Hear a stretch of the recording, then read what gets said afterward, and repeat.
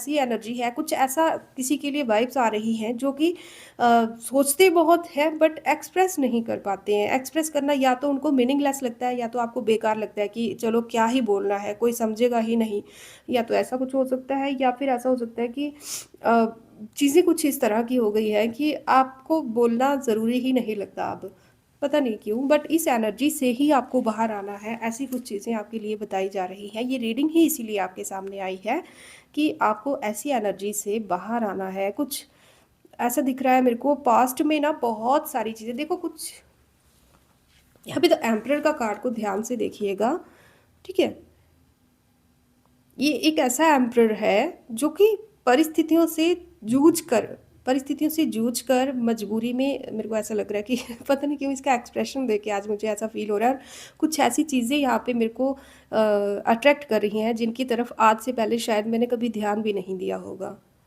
एक ऐसा इंसान दिख रहा है जिसने चोला तो एक राजा का पहना हुआ है, एक रिस्पॉन्सिबल पर्सन जो कि अपनी फैमिली के लिए किसी एम्परर से कम नहीं है, किसी की आंखों का तारा हो सकते हो आप। बट एक ऐसा इंसान जिसने अपने दिल में ना बहुत सारे ज़ख्म छुपाए हुए हैं, बहुत सारी प्रॉब्लम्स, बहुत सारे दर्द छुपाए हुए हैं, बुरी यादें छुपाई हुई हैं। जिसने एक इस पोज़ीशन को प्राप्त तो किया है बट बहुत सारी चीज़ें खोने के बाद प्राप्त किया है। ठीक है?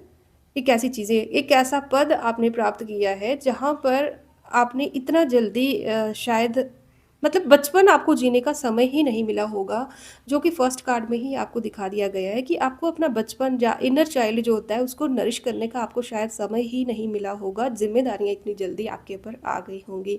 तो इस समय आपके लिए जो गाइडेंस है डिवाइन की तरफ से वो यही है कि आपको ना अ, अब समय आ चुका है कि अब आपको रिस्पॉन्सिबिलिटीज़ को तो कैरी करना ही है क्योंकि डिवाइन का आपके ऊपर बहुत ज़्यादा हाथ है, बहुत ज़्यादा कृपा है उनकी आपके ऊपर। रिस्पॉन्सिबिलिटीज़ को भी अब आप ऐसा लग रहा है कि आपकी ज़िंदगी ना अब थोड़ा-थोड़ा, धीरे-धीरे करके ना पटरी पे आ रही है।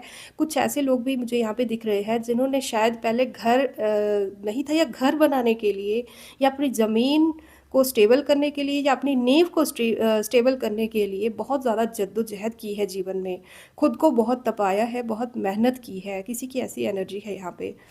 और अगर ये किसी ऐसे इंसान की एनर्जी है ना, तो मुझे लगता है कि उस इंसान के पास तो समय भी नहीं होगा इस रीडिंग तक पहुँचने का। अगर ये रीडिंग उस इंसान तक पहुँच चुकी है, अगर आप इस रीडिंग को सुन रहे हैं, आपको लग रहा है कि ये आपके लिए है, तो थैंक यू सो मच क्योंकि जिस तरह की मेरे को आपकी लाइफ़ दिख रही है, ज़िम्मेदारियों से भरी हुई ज़िंदगी है, जहाँ पर सुबह से लेके शाम तक आपके पास समय की बहुत कमी रहती होगी।